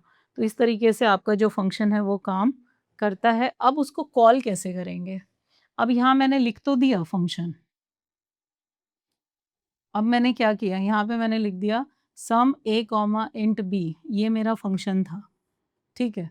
तो ये फंक्शन मुझे बुलाना है, तो क्योंकि ये रिटर्न कर रहा है तो मुझे इसकी वैल्यू स्टोर करानी पड़ेगी। तो वैल्यू कहाँ स्टोर हो रही है? यहाँ पे। एक चीज़ याद रखनी है कि यदि मेरा फंक्शन कुछ भी रिटर्न नहीं कर रहा है, तो जैसे मेरा फंक्शन खाली सम था और वॉइड था, यदि ये कुछ भी रिटर्न नहीं कर रहा है, तो जब भी मैं इसको मेन फंक्शन में बुलाऊँगी, तो मुझे कुछ सिर्फ़ इसका नाम लिख के बुला लेना है। कोई दिक्कत नहीं है, सिर्फ़ उसका नाम लिख के बुलाना है। लेकिन यदि ये कुछ भी रिटर्न कर रहा है, तो मुझे इसकी वैल्यू स्टोर करनी पड़ेगी। तो जब भी मैं इसको कॉल करूँगी, क्योंकि मैं जब इसको कॉल कर रही हूँ तो कुछ भेजेगा, भेजेगा तो मुझे किसी न किसी वेरिएबल में उसको स्टोर कराना पड़ेगा। तो ये ख़ास याद रखना है हमें, यदि वैल्यू रिटर्न हो रही है। एग्ज़ीक्यूशन तो देखो फर्स्ट यहीं से शुरू होगा, क्योंकि एग्ज़ीक्यूशन हमेशा कहाँ से शुरू होता है? मेन फंक्शन से आपका एग्ज़ीक्यूशन स्टार्ट होता है, तो एग्ज़ीक्यूशन तो यहीं से शुरू होगा। लेकिन ये ध्यान रखना है कि यदि रिटर्न कर रहा है तो हमें उसकी वैल्यू भी कहीं न कहीं स्टोर करानी पड़ेगी। तो जब भी फंक्शन को कॉल करोगे, तो ये रिटर्न करेगा तो स्टोर कराओगे, नहीं तो सीधा ही उसको कॉल कर लोगे। ठीक है? तो यहाँ पे आपका सेम हमने बात की अभी कि फंक्शन को कॉल करना है, यदि रिटर्न वैल्यू है तो it gets return and can be accessed in the calling function.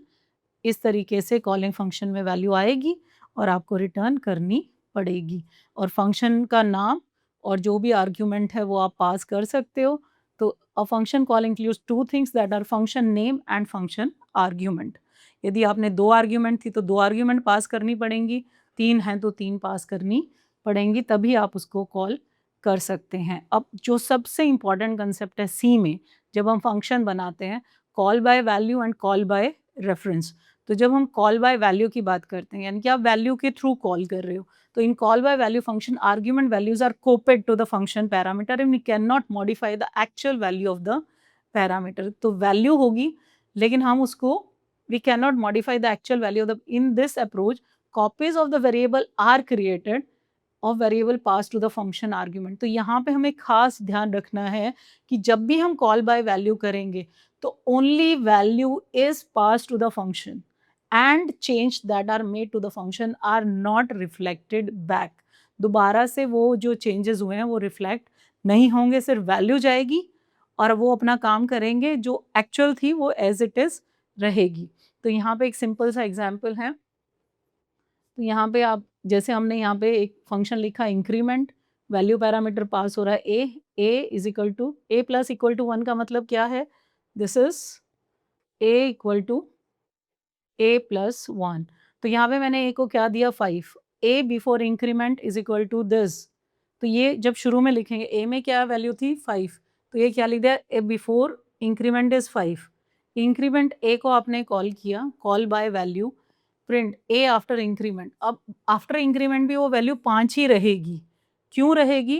क्योंकि आपने यहाँ पे क्या किया है? Call by value, call by reference नहीं किया है। तो जब भी आप कॉल बाय वैल्यू करेंगे, तो जो आपके ब्लॉक में एग्जिस्टिंग वैल्यू थी, वो वैल्यू के थ्रू ही आपको लिखवाएगा, उसमें बदलाव नहीं करेगा। तो दूसरा जो फंक्शन आपका कॉल है, सेम वही मैं बात कर रही हूँ कि आप जब जैसे यहाँ पे आपने स्वैप का फंक्शन लिखा, आपने ए की वैल्यू टेम में डाली बी में और दोनों को स्वैप कर दिया। जब आप फंक्शन का स्टार्ट तो यहाँ से होगा, तो आपने क्या किया? Value of x and y before swap आपने डाला, दोनों बिफोर स्वैप, यानी कि मैंने यहाँ दिया था 10 और 20, तो यहाँ पे भी क्या आया? 10 और 20। फिर मैंने इस फंक्शन को कॉल किया, क्योंकि ये कुछ रिटर्न नहीं करा रहा है तो मैं सिर्फ कॉल कर सकती हूँ, तो मैंने कॉल किया, यहाँ पे वैल्यू मैंने 10 और 20 भेजी, स्वैप किया, वापस value of x after swap वो भी 10 और 20 है। तो इस तरह का जो कॉल है, ये कहलाता है कॉल बाय वैल्यू। ठीक है, तो वैल्यू कॉल होती हैं, उसमें जो चेंजेस आते हैं वो कॉल नहीं होते हैं। तो ये चीज़ आपको याद रखनी है, this is called call by value. दूसरा जो है वो है कॉल बाय रेफरेंस। इसमें क्या होता है? आप एड्रेस पास करते हो, address of the argument is pass to the function parameter. तो अब जब एड्रेस पास कर रहे हो, तो एड्रेस में जो जो चेंजेस आएंगे, वो चेंजेस आपके आर्ग्यूमेंट पे, उसके स्कोप के बाद वो भी आपके चेंजेस रिफ्लेक्ट होंगे। तो ये याद रखना है, यहाँ पे आपके चेंजेस रिफ्लेक्ट होंगे जब भी आप कॉल बाय रेफरेंस करेंगे। तो जब आप कॉल बाय रेफरेंस कर रहे हैं तो आप इस तरीके से करेंगे। तो जो आपका फंक्शन वहाँ पे था, वहाँ पे आप खाली इंट ए लिख रहे थे, यहाँ पे आप स्टार यानी कि आप पॉइंट करेंगे उस एड्रेस को। तो यहाँ पे आपने क्या किया 10 और यहाँ पे आप कॉल बाय रेफरेंस कर रहे हैं। This is $x and $y means you are call by reference. अब जब भी आप कॉल बाय रेफरेंस करेंगे तो स्वैप के बाद आपकी वैल्यू यहाँ पे 1020 थी, यहाँ पे क्या हो गई 2010, क्योंकि वैल्यू बदलेगी, आपने उसके एड्रेस के थ्रू कॉल किया है। तो ये जब आप कॉल बाय रेफरेंस करते हैं तो आपकी वैल्यू चेंज होती है। तो ये याद रखना है कि फंक्शन दो तरह से कॉल होते हैं, call by value and call by reference. ये फिर से दूसरा एग्जाम्पल है जो इंक्रीमेंट वाला था, कि पिछले वाले में जब हमने देखा था जहाँ पे हम कॉल बाय वैल्यू कर रहे थे तो इंक्रीमेंट से पहले भी 5 था, बाद में भी 5 था, लेकिन यहाँ पे हम %a यूज़ कर रहे हैं, यानी कि ये मेरा क्या है कॉल बाय रेफरेंस। तो जब भी कॉल बाय रेफरेंस होगा तो आपकी वैल्यू चेंज होगी। रिटर्न स्टेटमेंट, ऑब्वियसली यदि वैल्यू रिटर्न करोगे तो ही आप वापस आओगे, तो जहाँ से आपने प्रोग्राम छोड़ा था वहीं पे आप वापस आओगे। तो यदि मैंने यहाँ पे यदि मैं बात करूँ यहाँ पे हमने इंक्रीमेंट यहाँ कॉल किया, तो इंक्रीमेंट के पास जाओगे, उसकी उसकी पूरी बॉडी को आप एग्जीक्यूट करोगे और वापस अगली इंस्ट्रक्शन पे आओगे, तो वापस आपका फ्लो तो रिटर्न होने के बाद वही रहेगा। तो अब मेरे पास जो फंक्शन होते हैं उसको 3 तरीके के होते हैं। Function with no argument and no return type, जो मैंने आपको शुरू में दिखाया था, कौन-सा था वो? ये वाला, कि आपने ये फंक्शन जो हमने प्रोडक्ट लिखा, ये ना कुछ रिटर्न कर रहा है, ना इसके अंदर आर्ग्यूमेंट है। ठीक है, तो ये जो है मेरी फर्स्ट कैटेगरी है, no argument no return type. तो सीधा आपने यहाँ पे मेन में प्रोडक्ट को कॉल कर दिया, वो प्रोडक्ट को ढूंढ के गया, ए में 5 था, बी में 10 था, सी में आपने मल्टीप्लाई किया और आपने वहीं पे लिखवा दिया। अब वापस लेके कुछ नहीं आ रहे हो। तो इस तरह का जो फंक्शन है, तो आप जब इस फंक्शन में वॉइड मतलब ना रिटर्न है और ना आर्ग्यूमेंट है, तो इस तरह के जो फंक्शंस हैं वो कहलाते हैं no return and no argument. और आपका वहीं पे आपको सारा काम खत्म करना है और वापस आ जाना है। यहाँ कुछ रिटर्न नहीं था तो आपने सीधा उसको कॉल कर दिया प्रोडक्ट को। फिर आपका नो आर्ग्यूमेंट नो रिटर्न, ये दूसरा एग्जाम्पल है, आपने फैक्टोरियल को सीधा कॉल कर दिया। फैक्टोरियल में आपने पूरा का पूरा प्रोग्राम आपने फैक्टोरियल के अंदर लिख दिया। अब ये जो प्रोग्राम है ये क्या कर रहा है कि आपने यहाँ पे फैक्ट में 1 ले लिया। ये हमने पिछली वीडियो में भी किया था कि फैक्टोरियल कैसे पता करते हैं। तो यदि आपको फैक्टोरियल के बारे में पूरा प्रोग्राम जानना है तो आप वो वाला वीडियो रेफ़र कर सकते हैं। तो ये पूरा का पूरा मैंने वॉइड मीन्स कुछ भी रिटर्न नहीं कर रहा है और कोई भी आर्ग्यूमेंट आप पास नहीं कर रहे हो। सारा का सारा फैक्टोरियल का कोड आपने फैक्टोरियल फंक्शन के अंदर लिख दिया। मेन में आपने सिर्फ एक ही इंस्ट्रक्शन दी है जहाँ पे आपने इसको कॉल किया, दैट्स इट, और आपका प्रोग्राम हो जाएगा। तो आप इस तरीके से, ये कहलाता है no argument and no return type. जो दूसरी कैटेगरी है वो क्या है? With argument but no return type. Argument तो आप पास कर रहे हो लेकिन आप रिटर्न टाइप वॉइड ही है कि मैं आपको कुछ वापस देने वाला नहीं हूँ। ठीक है, कोई रिटर्न गिफ्ट नहीं है आपके लिए, तो कुछ मैं आपको वापस देने वाला नहीं हूँ। तो उस तरह के फंक्शन जैसे यहाँ पे है, यहाँ पे आपने आर्ग्यूमेंट तो दी, वही वाला प्रोडक्ट है जो फंक्शन हमने पहले लिखा था कि आपने प्रोडक्ट लिखा, लेकिन यहाँ पे आपने ए और बी 2 आर्ग्यूमेंट दी और आपने यहाँ पे रिटर्न टाइप नहीं दी, तो ये दूसरी कैटेगरी है। क्योंकि अब मेरे को आर्ग्यूमेंट जा रहे हैं तो मुझे आर्ग्यूमेंट यहाँ से भेजनी पड़ेंगी, तो यहाँ से मैंने कौन सी ए और बी यानी कि 5 और 10 यहाँ आके उसने मल्टीप्लाई किया और लिखवा दिया, क्योंकि वापस तो कुछ देना नहीं है इसको, लेकिन भेजना है। तो वहाँ से इसने 2 वैल्यू भेजी, आर्ग्यूमेंट आ रही हैं लेकिन रिटर्न नहीं है, तो आप उसी फंक्शन में आके प्रोग्राम को, उस पूरे फंक्शन को टर्मिनेट या उस पूरे फंक्शन को एग्जीक्यूट कर देंगे। ये भी वही फैक्टोरियल वाला, कि पिछले वाला जो मैंने आपको एग्जांपल दिया था उसमें खाली फैक्टोरियल लिख रहे थे हम, लेकिन यहाँ पे हम वैल्यू भेज रहे हैं। तो सेम वे रिटर्न कुछ नहीं है लेकिन आप क्या कर रहे हो? आर्ग्यूमेंट पास कर रहे हो। तो वो आर्ग्यूमेंट आपको देनी रहेगी, सिंपल, और आपको रिटर्न कुछ मिलने वाला नहीं है। तो ये क्या है, ये दूसरी कैटेगरी है फंक्शन की। और जो तीसरी कैटेगरी है function with no argument but has return value, ठीक है। तो ये तीसरी, 4 कैटेगरी हैं। तो तीसरी कैटेगरी आपकी क्या है कि आर्ग्यूमेंट नहीं है लेकिन रिटर्न टाइप है। जैसे कि यहाँ पे आपने प्रोडक्ट बनाया, प्रिंट प्रोडक्ट ऑफ 2 नंबर्स, तो यहाँ पे आप क्या कर रहे हो, इंटीजर रिटर्न कर रहे हो, लेकिन आपने यहाँ आर्ग्यूमेंट नहीं दिए। तो यहाँ कैलकुलेट करके आपने रिटर्न क्या कर दिया, सी, और जो सी की आपने रिटर्न वो यहाँ पे उसने लिखवा दिया। तो जैसे ही आपका ये प्रोग्राम एग्जीक्यूट होगा, मेन में आए प्रोडक्ट ऑफ 2 नंबर, यहाँ पे आपने कॉल किया, तो कॉल कहाँ हुआ है, यहाँ। जैसे ये कॉल किया, ये यहाँ जाएगा, रिटर्न करना है उसको इंटीजर, तो यहाँ पे return C, 5 into 10 that is 50 C. तो ये जो है आपका प्रोग्राम, ये आपका क्या बन गया, return type integer but there is no argument. Similarly factorial का भी आप ऐसे ही कर सकते हैं, return type is there but no argument. तो आप यहाँ पे आके ही आर्ग्यूमेंट पूरा कैलकुलेट करेंगे, यहाँ पे रिटर्न फैक्टोरियल, और वो यहाँ पे फैक्टोरियल आपने कॉल किया तो यहाँ लिखवा देगा। कितना सिंपल है। तीसरी कैटेगरी है ये हमारी। और फिर चौथी, जिसमें रिटर्न टाइप भी है और आर्ग्यूमेंट भी है। तो इस तरह के जो फंक्शंस हैं वो क्या है हमारे, with argument and with return type. तो यहाँ पे हमने प्रोडक्ट इंट ए कॉमा इंट बी, ये हमने उसको डिक्लेयर किया है, जो हमने पहले बात की, पहले डिक्लेयर करना है, फिर डिफाइन करना है, और फिर उसको कॉल करना है। तो ये हमारी पूरी डेफिनेशन हो गई। रिटर्न कर रहा इंटीजर ए बी, यहाँ पे रिटर्न किया सी, तो यहाँ पे वो रिटर्न भी कर रहा है और आर्ग्यूमेंट भी ऊपर से पास कर रहे हैं, यानी कि यहाँ पे कॉल होगा वो। तो आपने ये डिक्लेयर किया। तो अब आपको ये याद रखना है कि हमारे 3 स्टेप थे। ये था हमारा डिक्लेरेशन, ये है हमारी डेफिनेशन फंक्शन की, और ये है हमारा फंक्शन कॉल। तो 3 ही चीज़ें होती हैं, डिक्लेयर, डिफाइन एंड कॉल। तो ये 3 चीज़ें आपको याद रखनी है जब भी हम यूज़र डिफाइंड फंक्शन बनाएंगे। सिमिलरली फैक्टोरियल का, कि आपने यहाँ पे उसको कॉल किया है, यहाँ पे ये आपकी डेफिनेशन है कि इंटीजर रिटर्न करेगा, और यहाँ से आपने आर्ग्यूमेंट पास की है, ये है आपकी declaration. So declaration, then you have function, definition, and then you have to call.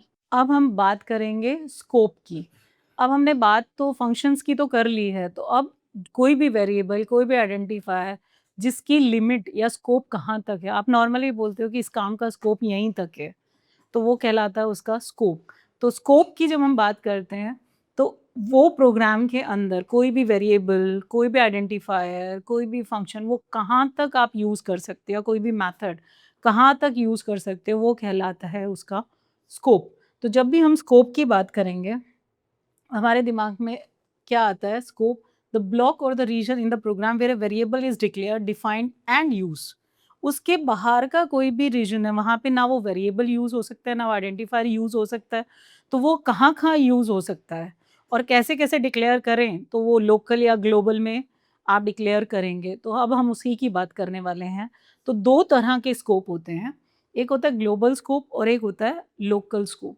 Global का मतलब अपन नॉर्मली बोलते हैं भाई ये जो प्रोडक्ट है ये सिर्फ इसी स्टेट में चलेगा, तो आप क्या बोलते हैं, ये लोकल है यहाँ का, या इसी शहर में चलेगा, तो आप क्या बोलते हैं, ये लोकल है। लेकिन आप बोलोगे पूरे देश में चलेगा, तो आप क्या बोलोगे, हमारी कंट्री के लिए ग्लोबल है। या पूरे वर्ल्ड में चलेगा, तो आप बोलोगे ग्लोबल है।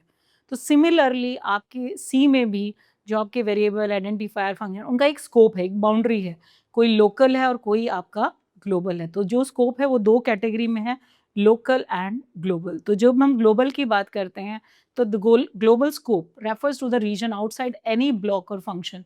यानी कि भले ही मैंने कहीं डिक्लेयर किया, लेकिन वो वेरिएबल ग्लोबली डिक्लेयर है, तो ही ग्लोबली यूज हो सकता है। यदि वो सिर्फ उसी प्रोग्राम के लिए बना है और उसके अंदर आपने डिक्लेयर किया, तो लोकल होकर रह जाएगा। लेकिन यदि आपने उस फंक्शन के बाहर डिक्लेयर किया है वो वेरिएबल, तो वो ग्लोबल वेरिएबल हो सकता है। तो कैसे बनेगा, इसका फ़ायदा क्या है ग्लोबल बनाने का, कि इस एक पूरी प्रोग्राम की फ़ाइल में यदि आपने कोई वेरिएबल ग्लोबल ले लिया और उसमें 10 फंक्शन है, तो 10 के 10 फंक्शन उस वेरिएबल को यूज़ कर सकते हैं। यदि आपने लोकल बना दिया, तो जिस फंक्शन में आपने वो वेरिएबल डिफ़ाइन किया है, वो सिर्फ़ वहीं पर यूज़ हो पाएगा। तो जब हम ग्लोबल की बात करते हैं, global is also called file scope as the scope of an identifier starts at the beginning of the file and ends with the end of the file. तो ग्लोबल स्कोप का मतलब है कि सारे फंक्शंस, सारे मेथड्स उसको use कर सकते हैं। तो ये यदि मैं यहाँ पे बात करूँ तो मैंने क्या लिखा, इंट ग्लोबल 5, तो आपने उसको डिस्प्ले वाले मेथड के भी बाहर रखा है, मेन मेथड के भी बाहर रखा है। यानी कि ये जो है ग्लोबल, वो यहाँ भी यूज हो सकता है डिस्प्ले में, और वो आपका मेन में भी यूज हो सकता है। तो यदि मैं यहाँ पे फंक्शन कहाँ से, हमेशा एग्जीक्यूशन कहाँ से शुरू होता है सी प्रोग्राम का, यहाँ से। तो आपने क्या लिखा, before change with in main, तो before change with in main, ठीक है। तो आपने उसको प्रिंट एफ करा दिया, ठीक है, यहाँ पे क्योंकि आपने कॉल कर दिया डिस्प्ले, तो यहाँ पे before change with in main आपने डिस्प्ले कॉल किया, डिस्प्ले में क्या था, 5 लिया उसने और 5 लिखवा दिया। फिर आपने ग्लोबल को कर दिया 10 और फिर से डिस्प्ले को कॉल किया, तो after change with in main क्या हो गया, 10। तो अब हुआ क्या, क्योंकि ग्लोबल था तो आप उसको एक्सेस भी कर पाए और आप उसको चेंज भी कर पाए। तो ग्लोबल का फायदा क्या होता है कि वो आप हर फंक्शन में उसको यूज कर सकते हैं। जब मैं बात करूंगी लोकल की, तो लोकल का जो स्कोप है वो जिस ब्लॉक के अंदर या जिस मेथड के अंदर डिफाइन किया है, जिस ब्लॉक ऑफ कोड में वो है, उसका स्कोप वहीं से शुरू होता है और वहीं पर खत्म हो जाता है। तो ऐसे वेरिएबल्स को हम क्या कहते हैं, या आइडेंटिफायर को हम कहते हैं लोकल वेरिएबल। तो the local scope refers to region inside a block of function. तो यानी कि आपने यदि ये करली ब्रैकेट के अंदर उसको डिफाइन किया है तो उसका स्कोप सिर्फ उस कोड के अंदर रहेगा। Local variable has no linkages, तो उसका कोई लिंक आपको आगे मिलने वाला नहीं है। जैसे आपने लिखा int A B C, A10 B20 C, ये तो अब ये क्या है, ये जो ए बी सी ये तीनों के तीनों क्या हैं आपके लोकल वेरिएबल, जो सिर्फ मेन फंक्शन में आपके यूज हो सकते हो। तो A B C are called local variable, ठीक है। अब हम बात करेंगे, तो ग्लोबल और लोकल तो हमें समझ आ गया कि लोकल मतलब उस ब्लॉक ऑफ कोड के अंदर जो है उसका स्कोप वहीं पे खत्म हो जाएगा। लेकिन जब हम ग्लोबल की बात करेंगे तो आप उसको बाहर डिक्लेयर करेंगे ताकि सारे फंक्शन उसको यूज कर सके। अब हम बात करेंगे स्टोरेज की, कि स्टोरेज कितनी तरह का होता है सी के अंदर। तो storage class define the life time scope and visibility of a variable. तो यानी कि वो कहाँ पे से शुरू हुआ, कहाँ तक आप उसको स्टोर करोगे, वैल्यू कहाँ तक स्टोर करोगे और कहाँ कब तक उसकी विजिबिलिटी रहेगी। तो हमारे पास 4 तरीके के होते हैं storage classes, auto, register, static and Exter. तो जब हम ऑटो की बात करेंगे, ऑटो का मतलब क्या है, प्रॉपर्टीज ऑफ ऑटो वेरिएबल, यानी कि बाय डिफॉल्ट जो स्टोरेज क्लास है, बाय डिफॉल्ट जो होती है, जितने भी वेरिएबल आप डिक्लेयर करते हैं किसी भी ब्लॉक के अंदर या फंक्शंस के अंदर, वो सारे auto variable can be accessed within the block function they have been declared and not outside them. यानी उनका स्कोप उस करली ब्रैकेट के अंदर ही है, यानी कि लोकल वेरिएबल। तो प्रॉपर्टीज ऑफ ऑटो वेरिएबल की क्या है, लोकल रहते हैं, बाय डिफॉल्ट गार्बेज वैल्यू लेते हैं, मेमोरी लोकेशन उनकी रैम में रहती है, और life time till the end of its scope, जब तक उसका स्कोप है। स्कोप कहाँ तक है उसका, लोकल, यानी कि करली ब्रैकेट के अंदर जिस भी ब्लॉक ऑफ कोड में वो लिखे गए हैं उसका स्कोप वहीं तक है। तो जब हम ऑटो स्टोरेज की बात करते हैं तो ये बाय डिफॉल्ट स्टोरेज क्लास है, जो आपके लिए, आप उसको बोलें या नहीं बोले, वो डिफाइन हो ही जाती है, जो कि हमेशा जिसका स्कोप क्या रहता है, लोकल, और बाय डिफॉल्ट लेती है गार्बेज वैल्यू। ये सिंपल सा एग्जांपल है, auto int as int add void, आपने ए को दिया 13, ऑटो इंट बी को दिया 48, रिटर्न किया आपने क्या, ए प्लस बी, 13 प्लस 48। तो आपके हिसाब से तो वैल्यू रिटर्न होनी चाहिए, ये ब्लॉक ऑफ कोड है। यहाँ पे आपने इंट ए किया, कैर बी किया, लेकिन यहाँ तो आपने वैल्यू तो दी ही नहीं है, वैल्यू दी नहीं है, और ये आपका अलग है। तो ये जो ए बी सी है, जब आप इसको लिखवाओगे तो ये पता है क्या देगा, गार्बेज गार्बेज गार्बेज। क्यों दिया गार्बेज गार्बेज गार्बेज, क्योंकि बाय डिफॉल्ट उसकी जो वैल्यू है वो क्या है, गार्बेज वैल्यू।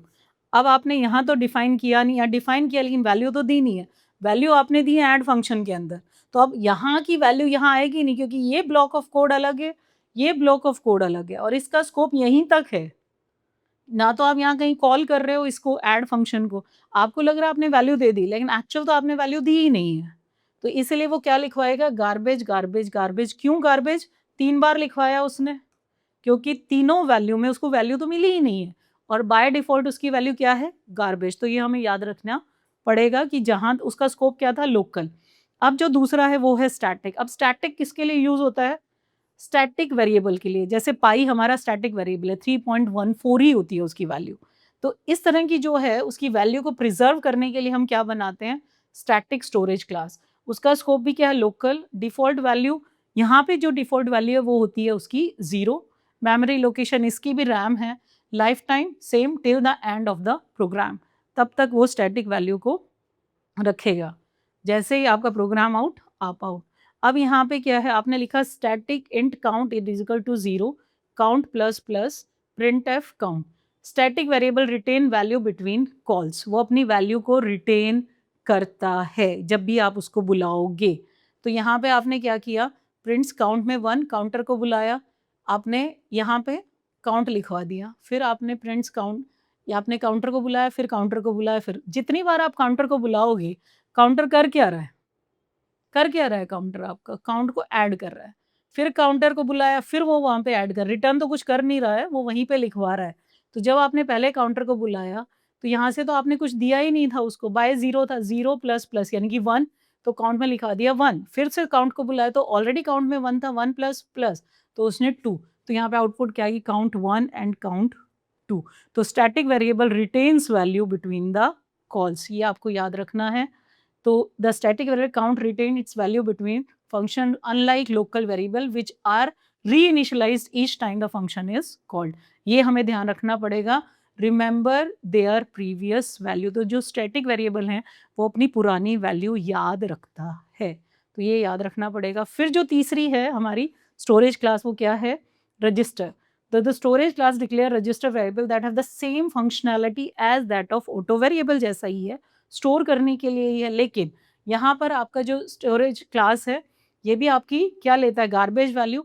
वहाँ पे आपका रैम में स्टोर हो रहा था, यहाँ पे आपकी मेमोरी लोकेशन क्या होगी, रजिस्टर इन सीपीयू और RAM, life time till the end of its scope. तो रजिस्टर क्या कर रहा है, रजिस्टर इंट आई, आपने लिखा आई में अभी 0, 0 से लेके 5 तक गया वो, आपने 0 1 2 3 4 5, तो वो ऐसे लिख देगा 0 1 2 3 4। तो ये हमारा रजिस्टर है, तो आपको ज़्यादा डिफरेंस नहीं लगेगा, आपको ऑटो जैसी ही फीलिंग यहाँ पे आएगी। तो the register keyword suggest storing the variable in a register for faster access. इतना ही फ़र्क है, यदि आपने रजिस्टर लिखा तो यदि उसने रजिस्टर में स्टोर किया तो आपका जो एक्सेस है उस पर्टिकुलर वेरिएबल का वो जल्दी हो जाएगा। तो ये रजिस्टर फास्ट काम करते हैं। और जो चौथा है वो है एक्सटर्न। तो external storage class simplified tells us the variable is defined elsewhere also and not within the same block where it is used। यानी external का मतलब भी समझे ना, external। तो ये जो वेरिएबल है वो पहले बाहर डिफाइन, इस ब्लॉक ऑफ कोड के बाहर डिफाइन हुआ है। External storage class is used when we have global functions. तो इसका जो स्कोप है वो क्या है, global. Default value 0, memory location RAM, और till the end of the program. ठीक है, तो जैसे मैंने लिखा एक्सटर्न वॉइड डिस्प्ले, तो ये मेरा जो डिस्प्ले फंक्शन है ये एक्सटर्न स्टोरेज का है, तो कहीं आप उसका जो स्कोप है वो क्या हो जाएगा, ग्लोबल। तो ये सिंपल सा एग्जांपल है एक्सटर्न का, एक्सटर्न वॉइड राइट एक्सटर्न। ये आपने डिक्लेयर किया आपने फंक्शन को, तो ये यहाँ पे एक फाइल में है, आपने लिखा ये मेन फाइल है मेन डॉट सी, ये है second file support dot C. तो जब आप इसको यहाँ यूज़ करना चाहोगे वाइड राइट एक्सटर्न, तो वो बोल देगा ये कहीं ना कहीं आपका एक्सटर्नल फाइल में लिखा हुआ है। तो क्या फ़र्क है, यदि मैं इन चारों को कंपेयर करूँ, तो जब मैं स्टोरेज की बात करूँ तो ऑटो हमेशा स्टैक में करता है, एक्सटर्न डेटा सेगमेंट में करता है, स्टैटिक डेटा सेगमेंट में करता है, और रजिस्टर सीपीयू रजिस्टर में करता है। इनिशियल वैल्यू ऑटो की मैंने दिखाई थी, आप यदि वैल्यू दोगे तो ठीक है, नहीं दोगे तो वो गार्बेज लेगा, ये एक्सटर्न 0 लेगा, स्टैटिक 0, और रजिस्टर भी क्या लेगा, गार्बेज, क्योंकि रजिस्टर एक तरह से ऑटो ही है, विद इन ब्लॉक स्कोप है।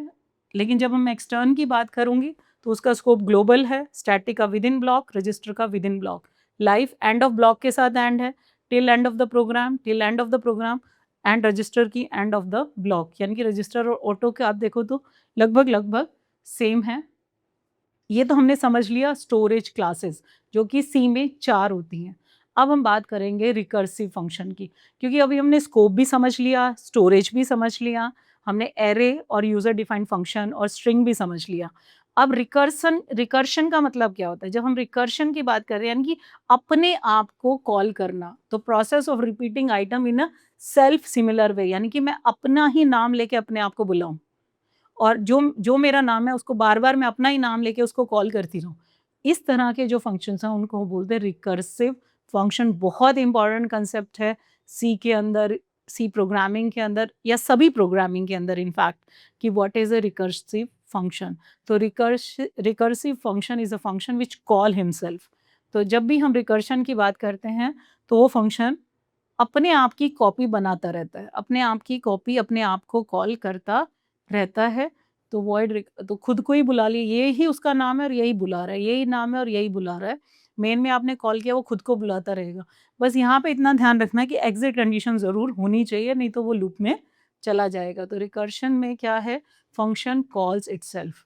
यही मेरा नाम है, मैं अपना ही नाम ले लेके बुला रही हूँ और मेन ने मुझे कॉल किया, तो ये मेरा क्या कहलाता है, रिकर्सिव फंक्शन। तो सी प्रोग्रामिंग में रिकर्सिव बहुत इंपॉर्टेंट है। आप फैक्टोरियल का प्रोग्राम करेंगे, आप फिबोनाची सीरीज़ करेंगे, इस तरह के जो प्रोग्राम्स हैं, बहुत सारे प्रॉब्लम सॉल्विंग कांसेप्ट्स में आपको रिकर्सिव फंक्शन की ज़रूरत पड़ती है, खुद को आपको कॉल करना पड़ता है। जैसे ये एक एग्ज़ाम्पल है फैक्टोरियल का, कि जहाँ पे हमने फैक्टोरियल का एक फंक्शन बनाया है और वो खुद को ही कॉल कर रिटर्न आइंड फैक्टोरियल। तो ये फिर से फैक्टोरियल को कॉल किया, फिर से फैक्टोरियल, कब तक करेगा? जब तक कि आप उसको कंप्लीट नहीं कर लेते। तो यहाँ पे आपका, यदि ये देखा जाए तो यहाँ पे आपका, आपने पास की इंटीजर की वैल्यू, तो यहाँ पे आई है 5, आपने यहाँ पे इसको कॉल किया, ये किया है आपने कॉल, आपने कॉल करके ये यहाँ पहुँचा तो फिर ये अपने आप को कॉल कराता रहेगा। कब तक कराता रहेगा?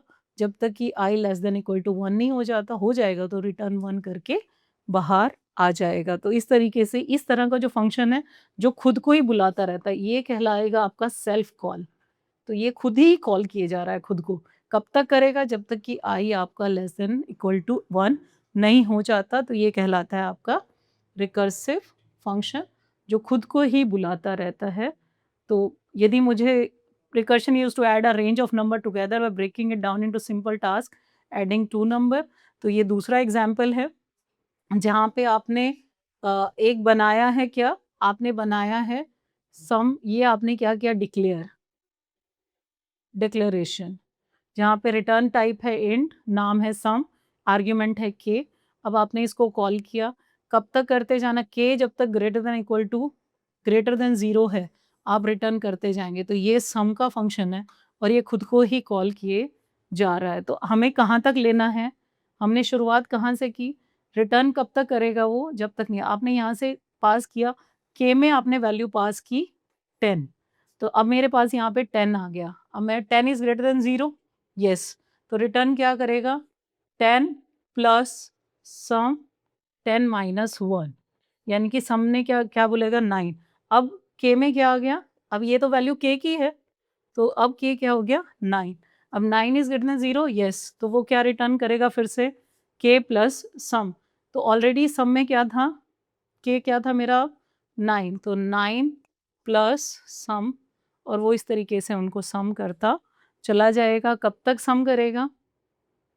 के प्लस सम 9 को कब तक सम करता चला जाएगा? जब तक कि आप रिटर्न 0, यानी कि जब तक आप ग्रेटर देन 0 नहीं आ जाते हो, और आपको जो आउटपुट आएगी वो क्या आएगी?